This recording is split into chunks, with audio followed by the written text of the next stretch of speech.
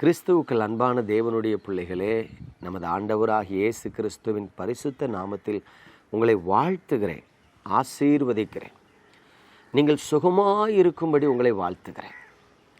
பிரியமானவர்களே, நம்மில் அநேகர் தேவனால் ஆசீர்வதிக்கப்பட்டு மேன்மையாய் உயர்த்தப்பட்டு சமாதானமாய் வாழ வேண்டும் என்று ஆசைப்படுகிறார்கள்.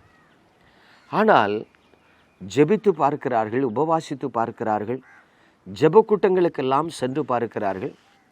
ஆனால் அவர்கள் எதிர்பார்க்கிற ஒரு மிகப்பெரிய ஆசீர்வாதத்தின் மேன்மையை பெற்றுக்கொள்ள முடியாமல் தவித்து கொண்டிருக்கிறார்கள். பிரியமானவர்களை, உங்களுக்கு ஒரு ரகசியத்தை நான் சொல்லி தருகிறேன். நீங்கள் இந்த பூமியிலே விரும்புகிறபடி வாழ்ந்திருக்க வேண்டும் என்று சொன்னால், லூக்கா எழுதின சுவிசேஷம் 6ஆம் அதிகாரம் 38ஆம் வசனம் சொல்லுகிறதை பாருங்கள். கொடுங்கள், அப்பொழுது உங்களுக்கு கொடுக்கப்படும். அமுக்கி குலுக்கி சரிந்து விழும்படி நன்றாய் அளந்து உங்கள் மடியிலே போடுவார்கள். நீங்கள் எந்த அளவினால் அளக்கிறீர்களோ அந்த அளவினால் உங்களுக்கும் அளக்கப்படும் என்றார். பாருங்க, ஆசீர்வாதத்தின் ரகசியம் என்பது உபவாசம் இருந்து ஜெபிக்கிறதினால் கிடைப்பதல்ல. ஆசீர்வாதத்தை பெற்றுக்கொள்வதற்கு நீங்கள் கண்ணீரோடு ஜெபிக்க வேண்டும், போராடி ஜெபிக்க வேண்டும், காத்திருந்து ஜெபிக்க வேண்டும் என்பது அல்ல. நீங்கள் முழு வேதாகமத்தையும் திருப்பி பாருங்கள். கொடுக்கிற மனிதனிடத்தில் கர்த்தர் பிரியமாய் இருக்கிறார். வேதத்தில் பரிசுத்த பவுல் அப்போஸ்தலன் சொல்லுகிறார், அவர்கள் மிகுந்த தரித்திரத்திலும் உதாரத்துவமாய் கொடுத்தார்கள். இங்கே வேதத்தில் ஆண்டவர் சொல்லி இருக்கிறார், கொடுங்கள், அப்பொழுது உங்களுக்கு கொடுக்கப்படும். அப்படியானால் பொருளாதாரத்தில் நான் ஆசீர்வாதமாக இருக்க வேண்டும் என்று சொல்லி விரும்புகிற தேவ பிள்ளைகள் ஏழைகளுக்கு இறங்குகிறவர்களாக, ஊழியங்களுக்கு கொடுக்கிறவர்களாக, தேவனுக்கென்று காணிக்கை கொடுக்கிறவர்களாக, மற்றவர்களுக்கு எவர்கள் கொடுக்கிறவர்களாக இருக்கிறார்களோ அவர்களுக்கு தேவன் அமுக்கி குலுக்கி மடியிலே சரிந்து விழும்படி கொடுப்பாராம். நல்லா கவனிக்கணும். இன்னைக்கு அநேக தேவ பிள்ளைகள் நினைக்கிறாங்க, என்கிட்ட இருந்தால் கொடுக்க மாட்டேனா ஐயா. ஒரு பானை சோற்றுக்கு ஒரு சோறு பதம்னு சொல்லுவாங்க. வேதத்தில் ஆவியானவர் எழுதி வச்சிருக்கிறாரு, எலியா என்கிற தேவ மனிதன் ஒரு பஞ்ச காலத்தில் தேவனால் நடத்தப்படுகிறான். ஆண்டவர் சொல்கிறாரு, நீ சாரிபாத்துக்கு போ, அங்கே ஒரு விதவையை வச்சிருக்கிற, அவளை கொண்டு உன்னை போஷிப்பேன். எலியாவுக்கு யாருன்னு தெரியாது. அவர் புறப்பட்டு போகிறார். அவர் போகும்பொழுது அந்த ஊருக்கு என்ட்ரன்ஸில் ஒரு விதவை விறகு பிறக்கி கொண்டு இருக்கிறத பார்த்து, எம்மா கொஞ்சம் குடிக்க தண்ணி கொண்டாமாங்கிறார். அவள் போகும்படி எத்தனிக்கையில் மறுபடியும் சொல்கிறாரு, அப்படியே வரும்போது ஒரு அப்பம் கொண்டு வந்துடுறேன் அப்படிங்கிற. அப்போந்தான் அவள் சொல்கிறா, அவளுடைய தரித்திரத்தை சொல்கிறா, ஐயா என்கிட்ட ஒரு பிடி மாவு தான் இருக்கு. இன்றைக்கி அதில் 2 அப்பத்தை சுட்டு நானும் என் பிள்ளையும் சாப்பிட போகிறோம். நாளைக்கு வழி இல்லை, அங்கே சாப்பிட்டுட்டு சாக போகிறோம். அதான் 2 விறகு பெருக்க வந்தேனார். பாருங்க, எலியா சொல்கிறாரு, சரி இருக்கட்டு, உன் வார்த்தையின்படி இப்போ 2 அப்பத்தை சுடு, ஒன்று என்கிட்ட தான் முத. யோசித்து பாருங்க, இருக்கிறது 2, தாய்க்கும் பிள்ளைக்கும். தேவ மனுஷன் சொல்கிறாரு, முதல்ல என்கிட்ட கொண்டு வாங்க. அந்த இடத்துல தேவ மனுஷன், ஆண்டவரே இவளை ஆசீர்வதின்னு சொல்லி ஜெபிக்கலை. ஆண்டவரே ஒரு விதவையை கொண்டு உன்னை போஷிப்பேன்னு சொன்னீரே, இவளை போஷின்னு சொல்லி ஜெபிக்கலை. உன்னை கொண்டு வா அப்படிங்கார். பாருங்க, அவளும் நல்ல புத்தியுள்ள ஸ்திரீ. சரி, ஒன்று நம்ம சாப்பிட்றத நம்ம சாப்பிடாம பிள்ளைக்கு ஒன்று கொடுத்துட்டு ஒன்று ஊழியக்காரனை கொடுப்போம்னு நினைக்கா, பாதிக்கு பாதியை கொடுக்குறா. வேதம் சொல்லுது, பஞ்சகாலம் முடிகிற வரைக்கும் அவள் வீட்டில் எண்ணெயும் மாவும் குறையவே இல்லைங்க. அப்போ கவனிங்க, கொடுக்கறதுலே ஆசீர்வாதம் இருக்கிறது. இன்னைக்கு உங்கள் சர்ச்சில் ஒரு ஃபாஸ்டிங் ப்ரேயர் நடக்க, உங்ககிட்ட 100 ரூபா தான் இருக்குது. அந்த 100 ரூபாய் கொண்டு போய் சர்ச்சில் காணிக்க போடுங்க. நம்ம யோசிப்போம், அந்த 100 ரூபாயை சர்ச்சில் காணிக்க போட்டோம்னா நமக்கு என்னையா செய்வோம். அதான் விசுவாசத்தின் அடையாளம். விசுவாசிக்கிறவன் பதறான்னு சொல்கிறார்.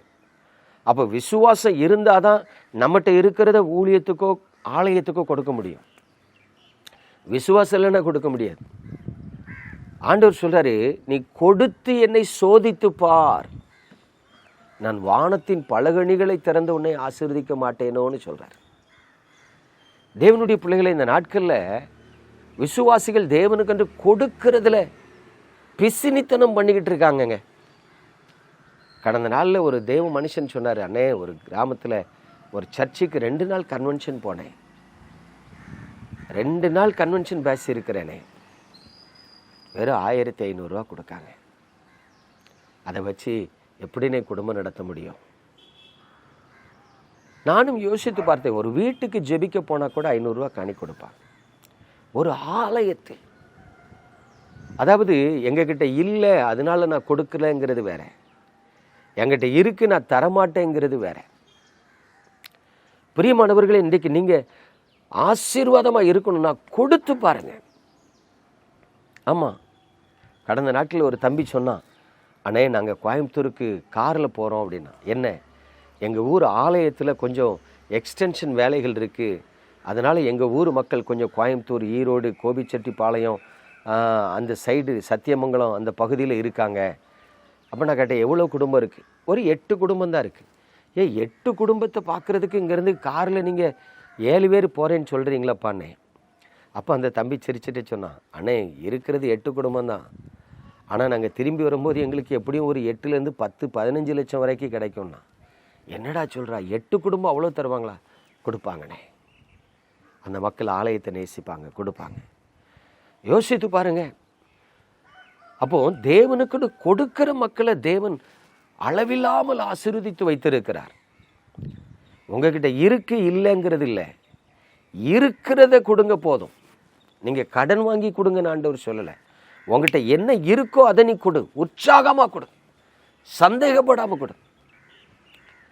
ஒரு தேவ மனுஷன் சொன்னாரு, ஒரு டைம் அவர் ஒரு சர்ச்சில் கன்வென்ஷனுக்கு போயிருந்தாராம். முதல் நாள் கன்வென்ஷனில் 100 ரூபா காணிக்க போட்டார்.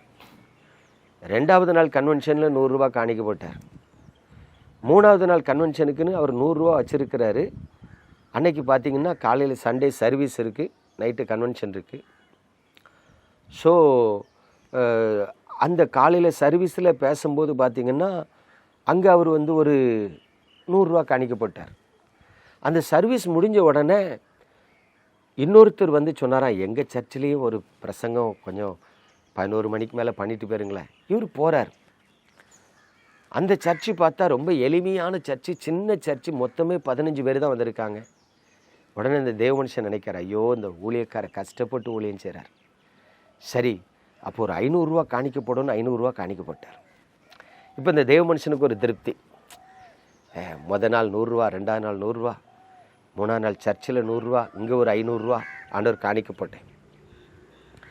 சாயங்காலம் பாருங்க, நடக்கிற கன்வென்ஷன் கூட்டத்தில் வந்துட்டு காணிக்க வேலையில் பர்ஸு திறந்து பார்த்துருக்காரு, எல்லாம் 500 ரூபா தாளாக இருந்திருக்கு. அப்போ அவர் யோசித்திருக்காரு, ஏற்கனவே 800 ரூபா காணிக்க போட்டோம், இன்றைக்கி ஒரு 20 ரூபா போட்டால் நல்லா இருக்குமேன்னு சொல்லி சில்லறை வைக்கிற பாக்கெட்டை பார்த்துருக்காரு. அங்கே வெறும் 5 ரூபா 2 ரூபா 5 ரூபா இருந்திருக்கு. சரி, அந்த 5 ரூபா எடுத்து காணிக்க போட்டுருவோம், நம்ம தான் 800 ரூபா போட்டோமே போதும்னு நினச்சிருக்கார். உடனே கர்த்தர் மனசாட்சியில் குத்துனாராம், எனக்கு நீ காணிக்க இப்படியா பார்த்தாரா? உங்கள்கிட்ட இல்லைன்னா பரவாயில்ல, பர்சில் இருந்தால் 500 ரூபா வச்சிருக்கியே, எனக்கு கொடுக்க உனக்கு மனம் இல்லையா அப்படின்னு சொல்லி ஆண்டவர் உணர்த்தின உடனே, ஆண்டவரே நான் மன்னிங்கன்னு சொல்லிட்டு அவர் எடுத்த 5 ரூபாயை பர்சில் போட்டு மறுபடியும் 500 ரூபா தாள் எடுத்துட்டு, என்னை எவ்வளவோ ஆசீர்வதித்திருக்கிறீர் ஆண்டவரே, நான் உங்களுக்கு கொடுக்கறதுக்கு யோசிச்சுட்டு என்னை மன்னிச்சிருங்கன்னு ஜோ பண்ணிட்டு, இந்த காணிக்கை தயவுசெய்து என் கையில் வாங்கிடுங்கன்னு காணிக்கை போட்டு கண்ணை திறந்தாராம். காணிக்கை எடுக்கிறவங்க எல்லாம் காணிக்கை எடுத்துகிட்டு போயிட்டாங்களாம். இவருக்கு வெக்கமாக போச்சா, மனசாட்சி குத்து தான், ஆண்டவரே என் காணிக்கை வாங்க மாட்டேன்ட்டீங்களோ, வெறுத்துட்டீங்களோ. அவர் சொல்றார், ரொம்ப சஞ்சலப்பட்டுட்டேன். நல்ல கவனிங்க, எல்லா நேரமும் நமக்கு கொடுக்கிற சூழ்நிலை கிடைக்காதுங்க. எப்போ கொடுக்கக்கூடிய சூழ்நிலை கிடைக்கும் அப்போ கொடுத்துடணும். நம்மளை போஷிக்கிறது, பாதுகாக்கிறது, உடுத்து வைக்கிறது, உணவு கொடுக்கிறது எல்லாம் கர்த்தர் தானே. அவருக்கு கொடுக்கறதுக்கு ஏன் யோசிக்கும்? சிலர் ஊழியக்காரங்களை பார்த்து கொடுப்பாங்க, இவர் வசதியாக காரில் வர்றாரு அவருக்கு நிறையா கொடுப்போம், இவர் கஷ்டப்பட்டு சைக்கிளில் வர்றாரு அவருக்கு கொஞ்சமாக கொடுப்போம். சிலர் ஆட்டோமேட்டிக்காக தலைகளை மாற்றி கொடுப்பான், இவர் வசதியாக இருக்கார் இவருக்கு கொஞ்சம் கொடுத்தா போதும், இவர் கஷ்டப்படுற இவருக்கு கொஞ்சம் நிறைய. காணிக்க கர்த்தருக்கு, யாருக்கு கொடுத்தாலும் உற்சாகமாக கொடு. வேதம் சொல்லுது, நிச்சயமா உங்களுக்கு கொடுக்கப்படும். கொடுக்கிற உங்கள் அனைவருக்கும் அமுக்கி குலுக்கி ஆண்டவர் சரிந்து விழும்படி கொடுப்பார். எனவே கொடுக்கிறதுல பிசினித்தனம் பண்ணாதீங்க. நம்ம ஜெபிப்போமா? எங்கள் அன்பின் பரலோக தகப்பனே, இந்த பரிசுத்தமான காலை வேளையில உமது பிள்ளைகளுக்காக ஜெபிக்கிறேன். உமது அன்பு கரத்தில் தருகிறேன். உமது கிருபையானது உமது பிள்ளைகளை தாங்கி நடத்தட்டும். உங்கள் முகத்தை உமது பிள்ளைகள் மீது பிரகாசிக்க பண்ணி கிருபையாயிரும். அன்பினாலும் இரக்கத்தினாலும் கிருபையினாலும் முடிசூட்டும். உடைய பிள்ளைகள் வாழ்ந்து மகிழ்ந்து சுகமாயிருக்கும்படி அவர்களை திருப்தியாய் ஆசீர்வதிப்பீராக. இயேசுவின் நாமத்தில் பிதாவே, ஆமென்.